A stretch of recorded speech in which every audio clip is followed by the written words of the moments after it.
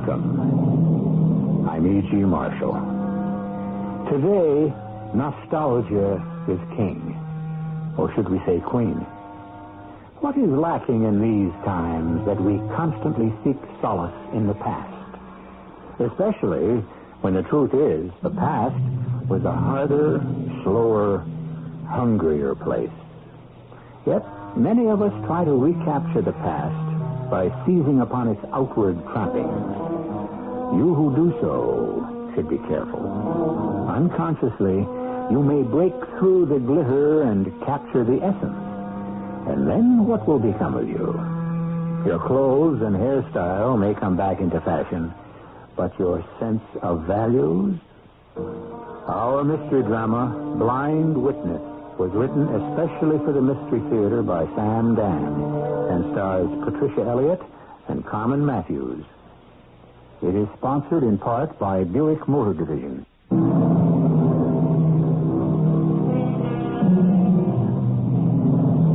Truth, as we all would agree, is stranger than fiction. And that is because, as the scientists tell us, matter can neither be created nor destroyed. The things we have to work with are the things that already exist. And only they can serve as the building blocks for our castles, real or imagined. We call the ones that we have seen before truth, and the new or strange ones fiction. The difference lies in perception. Is everything clear? Well then, forward with our story. All right, you know the place. It's around the corner. Okay. First, walk past. See if he's alone. You expect I'd go in there if there was somebody in the joint? What do you think? I started in this racket yesterday. He ought to be by himself this hour of the night. If not... Yeah. I'll wait. You walk in, you don't say a word. You just let him have it, you understand? Why are you so nervous, chap? I was born nervous. It's as dark as the ace of spades. The rain's coming down, cats and dogs. There ain't a soul on the street. This job has to be right, exactly right. So that's why I'm here, ain't it? All right, go get him. You got my dough? I don't do this for kicks. You know I got your dough. 25 seconds to walk to the joint, 10 seconds to knock him off, 25 seconds to walk back to the car. That's what they call portal pay. It adds up to exactly 1 minute. 10 grand for 1 minute's work. You said go ahead. 10 grand a minute. I'm the highest paid wage earner in the world. Well, you go already. What are you waiting for? All right, in 3 minutes it's going to be midnight. So what? It's still Friday the 13th. You think you're scared of that stuff? In this line of work, you take every edge you can get. Why knock a guy off on Friday the 13th when you can wait 2 minutes and cool him on Saturday the 14th?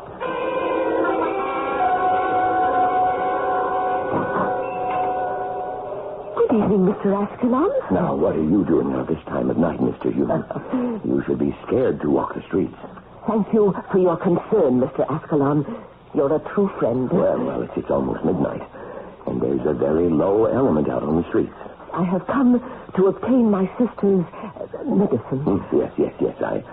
I've got some right here. Oh, thank you. How much is it? The usual price, the $5. Mr. Ascalon, haven't you ever heard of inflation? In inflation? You have been charging me $5 for the past 25 years. Shouldn't the price have gone up? Oh, not to you, Mr. Hume. And now I tell you what you better do. I'm about to close up. So if you wait a few minutes, I'll walk you to your door. Oh, that's very kind of you. Oh, those hard candies my sister is so fond of, did they come in? Oh, yes. Now, where did I put them? Oh, yes. You go down to the first row of shelves near the door, and it's the... Oh, listen to me. I keep forgetting you can't see. The first row of shelves, you say? How do you do it, Mr. Hume? It's a matter of mastering your environment, of visualizing every shape, of memorizing every distance. Down here, you said? Yes. Say, that's uncanny. I mean, How do you just put your finger on it? Oh, yes, sir. What can I do for you? No, don't. Don't. Mr. Ascalon? Mr. Hey, Ascalon? who are you? Where did you come from? It's too bad, sister.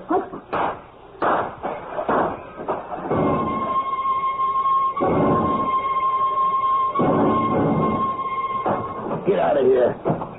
It sounded like the 4th of July in here. What happened? There was a dame in the store.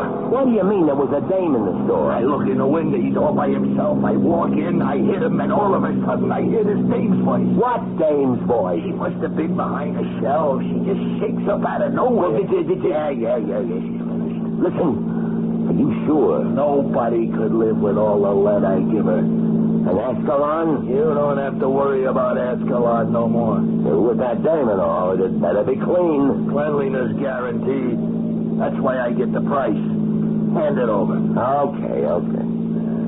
10 big ones. But it took me a little more than a minute. And my overhead also went up. Must be this inflation, huh?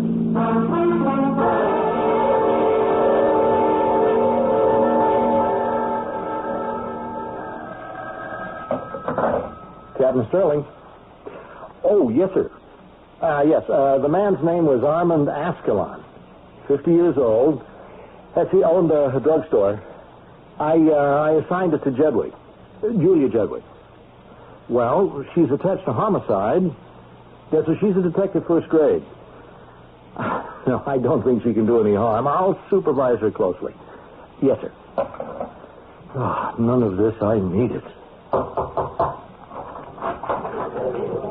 Captain Sterling? Oh, come in, Julia. Fine. Sit down. Now, what we got here is one of these neighborhood knockoffs. Now, you know how to go about this? Well, sir, The best way is to keep your eyes and your ears open and work close with the patrolman on the beat. Yes, Captain. Now, what we got here has to be a stick-up. Most likely a junkie or else some hood. And, well, Julia, don't be afraid to lean on me for help. Thank you, Captain Sterling. Any questions? Well, it's just about the gun. What about the gun? I have a report from ballistics. Mm-hmm. The 2 bullets that were found in his body were fired by a .357 Magnum revolver. So, what's your question?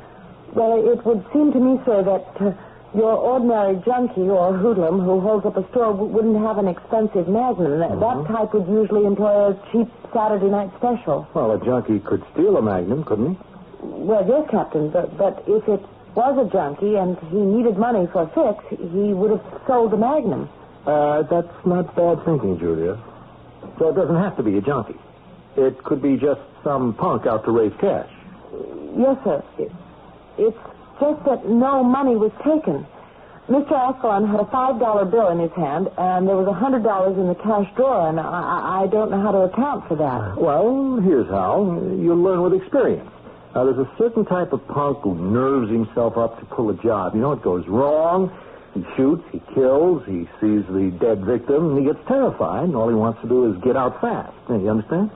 Yes, sir, I do. It's just that a Magnum isn't quite the kind of revolver for the type of killer you have in mind. A Magnum makes you think of a professional killer, and... Huh? Well, why would a professional risk everything on a $100 holdup? I like what you're trying to do, Julia. You have the stuff to become a good detective. But this is open and shut. You're looking for a punk who panicked. So you go out there and do the routine things. Look for people who might have seen or heard something. Yes, sir. Well, I already have. Good. Any results? Well, it introduced a problem. First of all, the number of shots that were fired. Why is that a problem? Well, I found exactly 8 people who told me that they heard the shooting, and some said they heard 5 shots, some said they heard 6, Mm-hmm. but all agreed that they heard more than 2. Well? But only 2 bullets hit Mr. Ascalon. Oh, doesn't that only go to prove what I told you? It was a nervous punk who empties the gun at Ascalon and only hits him twice. Yes, Captain, but that still leaves us with a problem. 5 or 6 shots were fired. 2 hit Mr. Ascalon. Mm-hmm. That leaves 3 or 4 slugs unaccounted for. Well, what do you mean, unaccounted for. We can't find them. They should be in the wall behind, above, or either side of where Mr. Ascalon was standing, but there's no trace of them. But they gotta be there. We went over the place very carefully, and, well, that raises another problem. Yeah? The glass door to the street, it was smashed. Probably by a bullet or a bullet. Well, what should that have Well, as you enter the store, the counter is directly to the rear.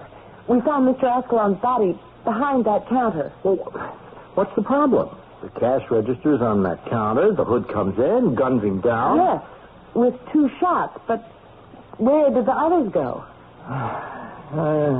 You tell me. There were 2 groups of shots. What do you mean, 2 groups? All the accounts of the people who heard the shooting agree. First they heard 2 shots. Then there was a pause, a few seconds. Mm-hmm. Then 3 or 4 more shots. Therefore, the first 2 shots were fired at Mr. Ascalon. The next 3 or 4 were fired at someone else. How do you know? The killer enters the store. He shoots Mr. Ascalon. Now, to do that, the killer has to be facing the rear wall. Now, he hears or he sees something that makes him turn around to face the front of the store. He fires again. At whom? Well, at someone who must have witnessed the crime. That's why we can't find the slugs. They were fired in the direction of the street. 1 or more even broke the glass in the front door. Well, what happened to the witness, if there was a witness? The witness could have stopped 1, 2, 3, or up to 4 of those bullets. But he didn't stop any of them as far as we know. If he's dead, we would have found the body. See, maybe the killer could have missed him clean. But the fact is, Captain Sterling, there is a witness. The killer did fire at somebody. Well, maybe not. It's a dark night. It's raining hard. The killer's nervous. He thinks he hears a sound of something just outside. He turns around. He fires wild, blind. Well, that could account for all the shots. Yes, Captain. Well, you were going real good there for a while, Julia, and I like the way you think. But, like I said, in the end, it'll turn out to be you're a junkie or a hood. You don't think so? Well, you could be right.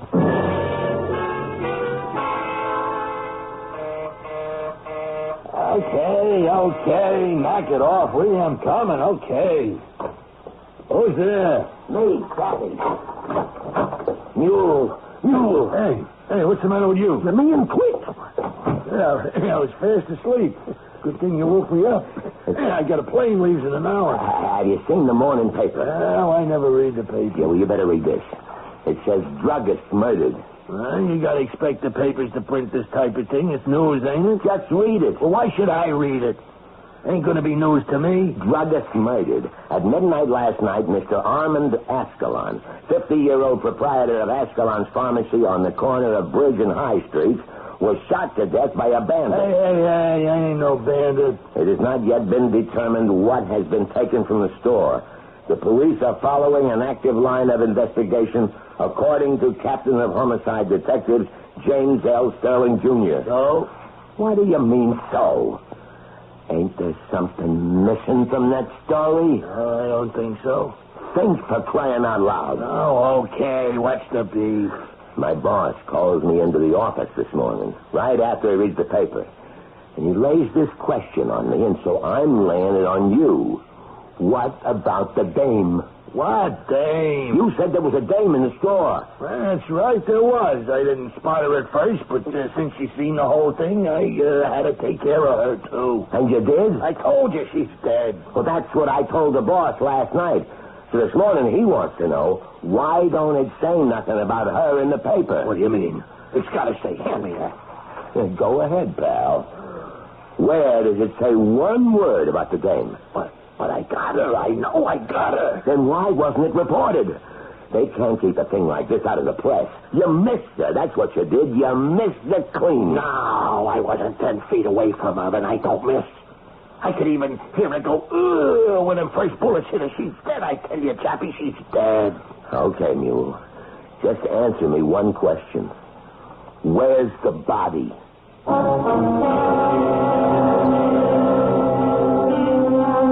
Where indeed? Is it possible that Mr. Mule, who is obviously a highly skilled professional assassin, could have fired all those shots at her and missed? Mr. Mule is convinced it could be a trick on the part of the police.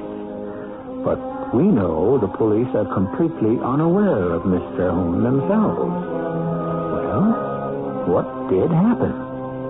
Is she dead or alive? I'll be back shortly with Act 2.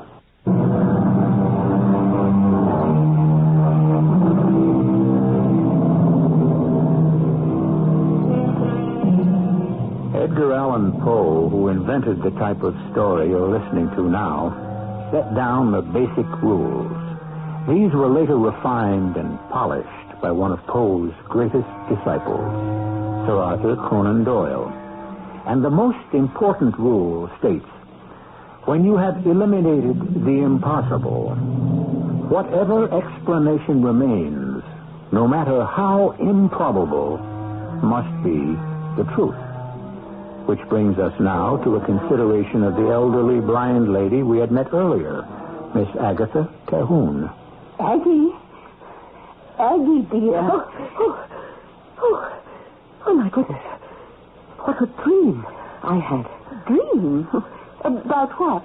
Please, dear sister, don't press me for details. You have such a frightened look on your face. Maggie, you're up, and you're in your wheelchair. You were able to get out of bed and into your chair by yourself. Yes, Aggie, dear, thanks to you, because you left the medicine right by my bed, and it eased the pain sufficiently. The medicine? Oh, no. Oh, then it wasn't a dream, Maggie. It wasn't a dream. Oh, please, I don't understand. Mr. Ascalon is dead. Aggie, what are you talking about? You had finally fallen asleep. It was close to midnight. Your medicine bottle was empty. I knew you would need some in the morning, and so I went downstairs. You went down into the jungle at night? Maggie, dear, could you face the morning without your medicine? But you could have been murdered. These streets at night. You know what lurks behind every doorway. And so I fortified myself. I put on the vest. At least I would be safe from knives and bullets. You should have waited till morning and wheeled me. The rule is you must never go alone. By morning, you would have been in too much pain. I would have put up with it somehow, and beneath my blanket, I could have the Colt 45 in one hand and the can of mace in the other. I had no choice. Aggie, you know you can't see. I know how to get every single place in this neighborhood and back. Just because I'm blind is no reason to treat me as an invalid. Oh, my poor darling Maggie. I'm so sorry. I shouldn't have said that word. It's true. I am an invalid. I can't walk. I'm also a drug addict. Don't say that. Will that change anything? We were both in the same accident. Don't relive it. I lost the use of my legs. You lost the use of your eyes. For 40 years now, I've clung to you. I've been supported by your strength because I have none of my own. Look at us. We've become two crazy old ladies because of me. I won't listen to any more of this. You risked your life for me. You said Mr. Ascalon is dead? Yes. He was killed by a jungle animal. How awful, but how do you know? I was in the store when it happened. Aggie, did the killer see you? Not at first. He walked into the store and began shooting. Then he noticed me. Oh, Aggie! He said, "Hey, who are you? Where did you come from?" Did you say anything? I was petrified. And then he said, "It's too bad, sister." And I heard him shoot. And the noise of the shots were deafening. And I felt the bullet crash into my vest with such force that I was almost knocked off my feet. And I could feel little stinging sensations as each bullet struck. The vest. Let me look at the vest. It's on the chair beside my bed. Oh, the cover is torn. What are these pieces of metal? The slugs.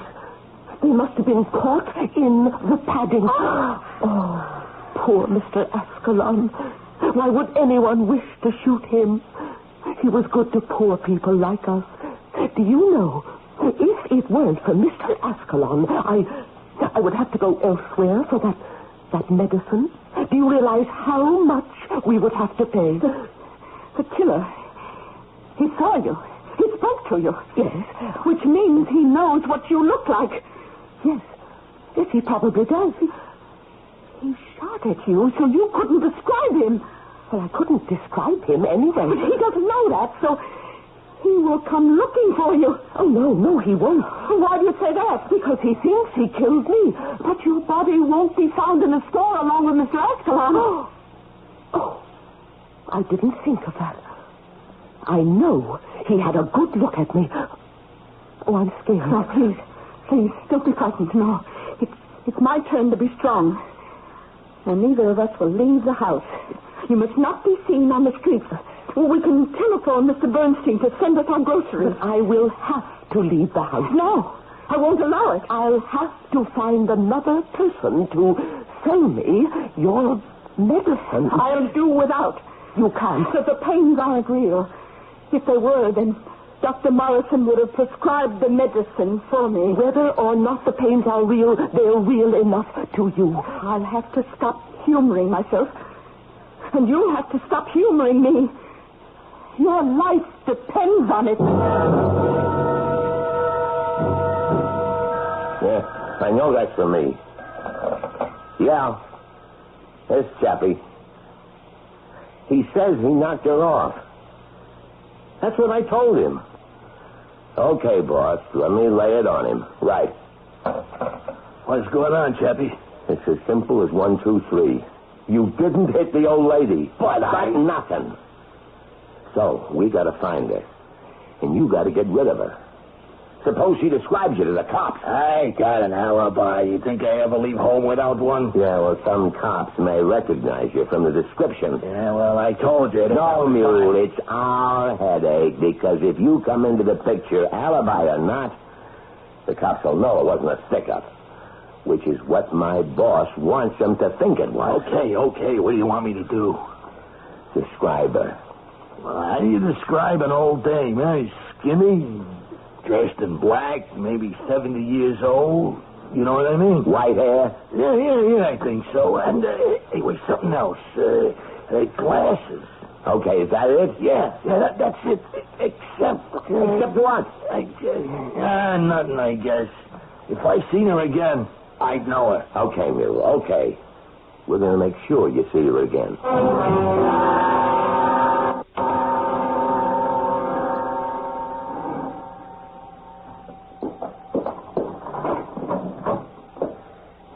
Good evening, Mrs. Carvel.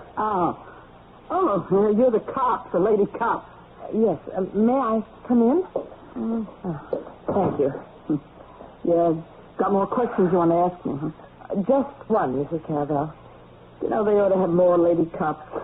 Kind of makes everything easier. Now, the other night, when Mr. Ascalon was killed, Yeah? you heard a series of shots? Yeah. Did you hear any other sounds in the street? I noticed that your window opened. No, I didn't see anything. We was in bed. How about an automobile? Oh, yeah. After the shots, I'm sure I heard something sound like a guy was running, and then I heard a car taking off there. And that's all? Yeah. My husband, he slept through it all. We could drop the atom bomb in here, and he left. But I run to the window and looked. The street was deserted. And you're sure you heard nothing more? Well, later on, I heard one of my tenants, this Miss Aggie Terhune, coming up the stairs. Well, how did you know that it was her coming up the stairs? Oh, I could hear that cane of hers go thump, thump. Oh, I see. Then she came upstairs right after the murder? Yeah, around that time. And she's been outside in that weather at that hour. Where do you suppose she'd been? Well, I figured the drugstore. So she's got this twin sister in a wheelchair that always needs her medicine. Then she had to be there at the time of the murder. Are you sure that you heard her coming up the stairs? Well, she couldn't have been there while Mr. Ascalon was being murdered, or she'd have been killed, too. I don't know. Maybe I didn't hear her coming up the stairs. But you just said you were positive. It's such a scary night. Maybe I dreamed it.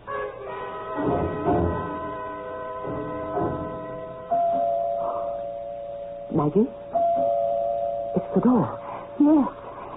Who could it be? I don't know. The killer. Miss Terhune? It's a woman's voice. Oh, the killer wasn't a woman.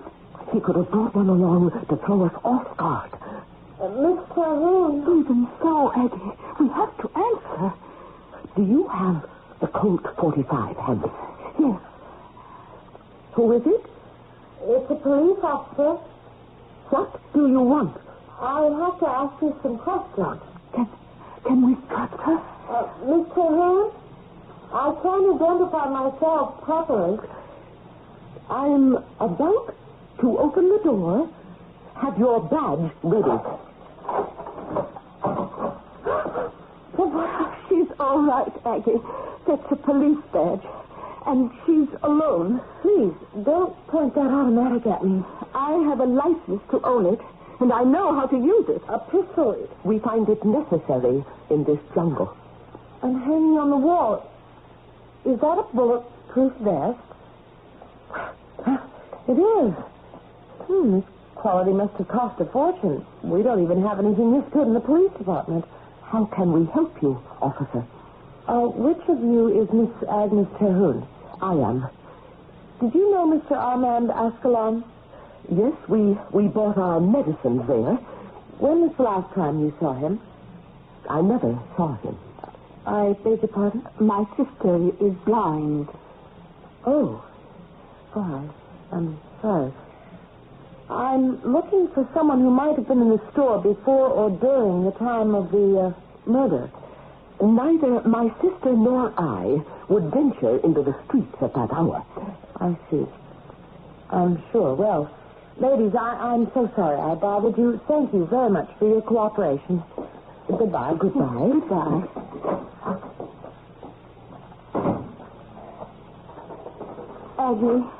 Aggie, you could have told her the truth, that you were in the drugstore. No, my dear.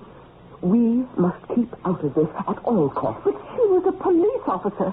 Couldn't we trust her? We can't trust anyone who lives out there in that jungle.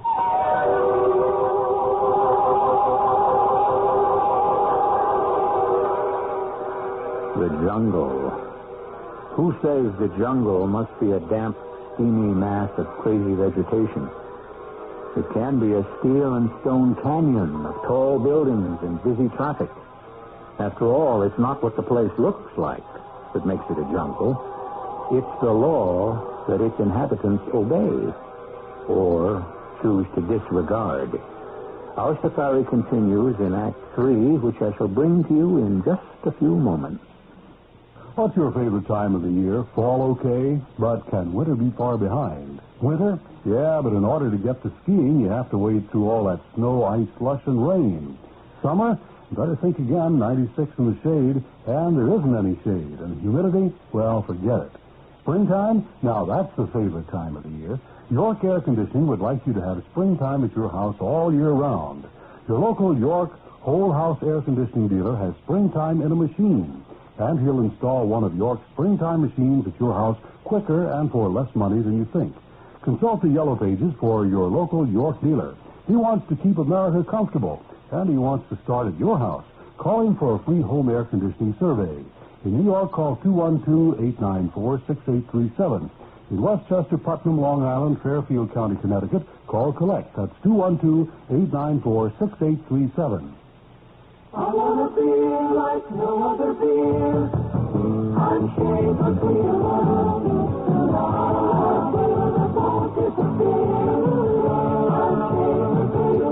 Consistency makes a great beer, and Schaefer's consistently great tasting every single time because Schaefer's brewed the old world way. Kreuzening, we call it. Since 1842, Kreuzening, the extra step of brewing twice, has kept Schaefer consistently fresh and crisp, consistently great tasting beer after Schaefer beer.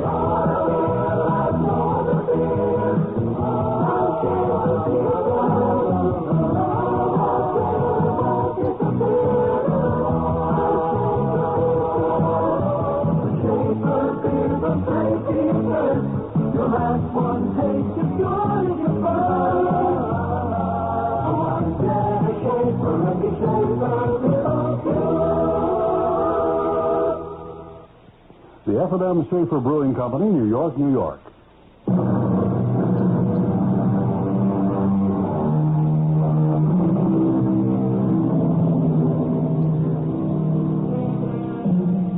These things start simply enough. What appears to be a routine holdup suddenly assumes larger and weightier proportions. Both the law and the criminals are searching for a supposed witness.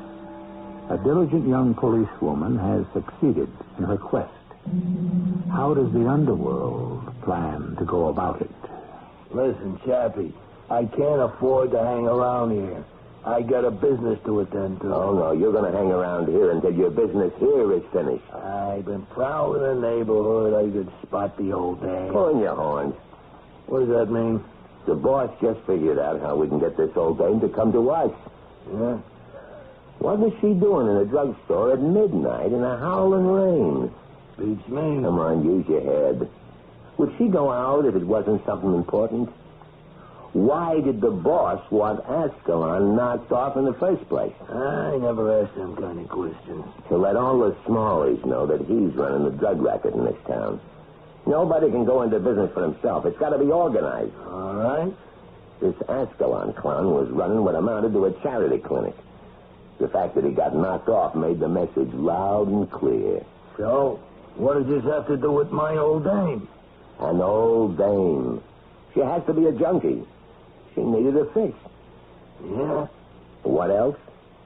You shot at her and missed. How could I miss? You scared her. Now, you know what she looks like. She knows she's in trouble. So what's she doing? She's laying low. But sooner or later, she's got to come to the surface. Why? Because she's a junkie. She'll need the stuff again. She can't go to Ascalon no more. She'll have to find a supplier. And the only supplier operating in that neighborhood right now is one of our own people.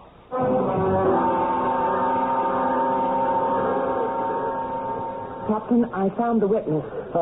What witness? Well, you remember I told you the killer fired at someone else after he shot Mr. Ascalon? Now, Julia, that's pure speculation. The person he fired at was the witness, and I found her. Her? But we have a problem. She refuses to admit she was there, and even if she did, she couldn't help us to identify the killer. She's blind. What? A little old blind lady. Well, what are you handing me? The killer spotted her and fired at her and would have killed her, but, oh, you'll never believe it. She was wearing a bulletproof vest. You are saying to me that standing in the store when the killing happened was a blind old lady wearing a bulletproof vest? That's it, Captain. That's what I'm saying, and I can prove it. I saw the vest, and one of the slugs was still stuck inside it. I managed to sneak it out and have it tested at ballistics. It was fired from the same gun that killed Mr. Ascalon. You mean you got all this already? Well, you see, I had to ask myself why this blind old lady would go down to Ascalon's store so late at night in a bad neighborhood. She wore a bulletproof vest? Yes, you see, she and her sister are somewhat, well, eccentric. But it must have been for something very important, I said to myself. Well, I searched through Mr. Ascalon's files, and I couldn't find a prescription for Miss Terhune. So, what was he giving her? Drugs. That's right. And when you look closely at the sister, you see the classic signs of addiction. Her nose itches, she had a nervous tic, her eyes can't seem to focus, she sniffs. Drugs, sure. That's why Ascalon was knocked off. He was freelancing. The syndicate must have wanted to teach an object lesson. Yes, sir. See how you put these things together after you've had as much experience as I have? No, Julia. It's all yours. You deserve all the credit. Sir, for what? We don't have the killer. We will. But how? They are going to come after your little old lady. Well, but But how can they find her? You found her. Never let yourself get trapped into thinking that you're the only smart one. But but they don't have to find her. She can't identify the killer. She's blind. They don't know that. But they're going to try to kill this woman. I know. Isn't there something we can do? Yes? We can protect her. But, sir, we're not infallible. Well, what do you want us to do? Spread a story in the press that, yes, there is a witness, but she's blind? Well, that might stop them from... That wouldn't help. They wouldn't believe it. They'd smell a rat.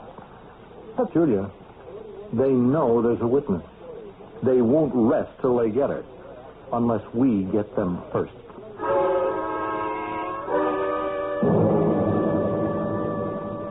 Aggie, I need my medicine. I know, Maggie, dear.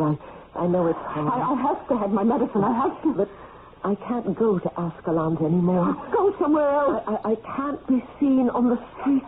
Please. Oh, please.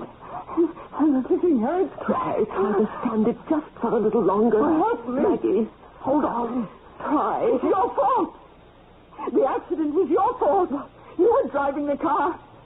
You were jealous of me. Jealous of my beautiful legs. Try to calm yourself. I was the pretty one. You smashed up the car so you could smash me. Oh. You did. And you were punished for it. You were blinded.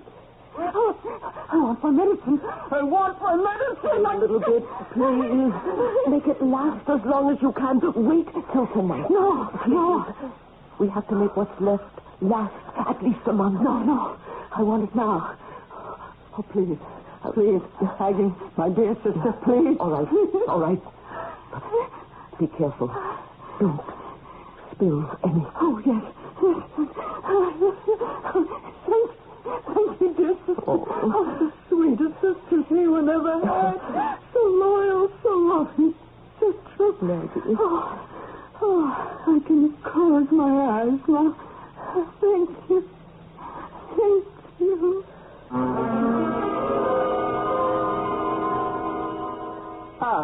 Come in, Miss Terhune. Thank you. You know, it's a miracle how you can walk like that, being blind and all. You know just where to turn and sit. I remembered from last time, Mrs. Caravel. I must come to the point. I need to buy some drugs. Drugs? Mrs. Caravel, you have a tenement house in this neighborhood. It's a respectable place. I didn't say no. Your husband is a gambler. Now, just a minute, Miss Terhune. I'm not finding fault, only establishing credentials. Now, surely, with your knowledge of things, you could find someone who will sell me some drugs. Yeah, I should have figured. With old Escalon dead. Well, I could ask a few questions, get a few answers, and maybe put you in with somebody who knows somebody. That's all I ask. You won't get the price or the high quality. My sister, we can't afford to be particular. You know, I'd rather not do a thing like this. My sister is desperate. I know.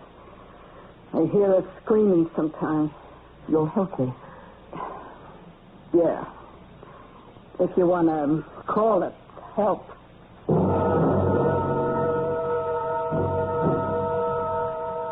Okay, Mule, we can saddle and ride. What you got, Chappie? I got your little old lady. Who? Her name is Terhune, Agnes Terhune. How? I told you she'd have to come up for air. How long could she stay under? She found Lester. Lester? Yeah, Big Lester, the neighborhood pusher. He was told to make a note of new customers, especially old ladies. He pegged her. How does he describe her? Thin, white hair. How many of them can there be? It's got to be yours. Now, something's missing. What? I don't know. Something about that old dame. I can't put my finger on it. Well, whatever it is, you still have to finish her off.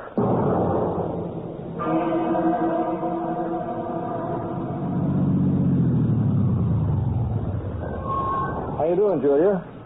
All right. How long you been on duty? It's 12. Boring? I'm sorry. It's not all brain work. Yeah, sometimes you gotta pull things like stakeout. I don't mind, sir.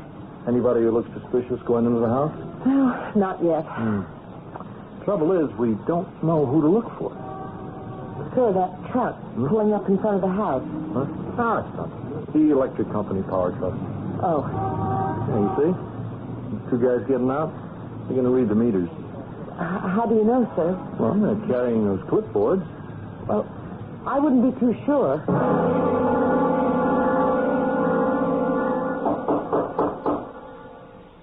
Who is it? Electric company. What do you want? You got a short circuit reported. We got to fix it. I don't know, Maggie. It sounds reasonable. Explain me. It's just something about his voice. His voice sounds familiar. Oh, come on, lady. We ain't got all day. No, it's him.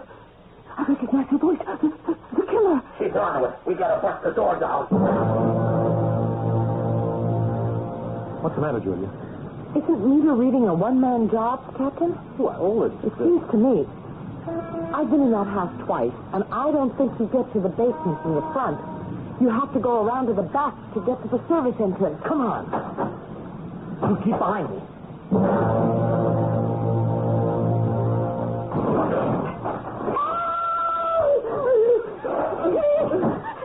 Please don't kill her. Is that the one you? Yeah, the tall one with the dark glasses. I know her anywhere. Don't kill me. I'm sorry, lady. But I could never identify you. I'm blind. Pay no attention. Do what you have to do. Freeze! We're police officers! Stop it! Both guns! That's it! Stand still. You ladies okay? Oh, no. Now I know it was bothering me all along. She's blind. Are we safe now, officers? Yes, ladies. You're safe now.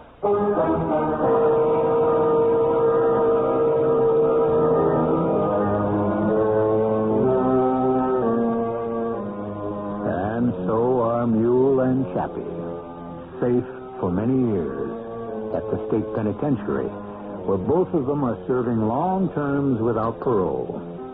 And so what did we give you? Life among some very ordinary people. What appeared to be a routine holdup, but you should know by now, nothing is ever routine on our show, as I shall demonstrate when I return in just a few seconds.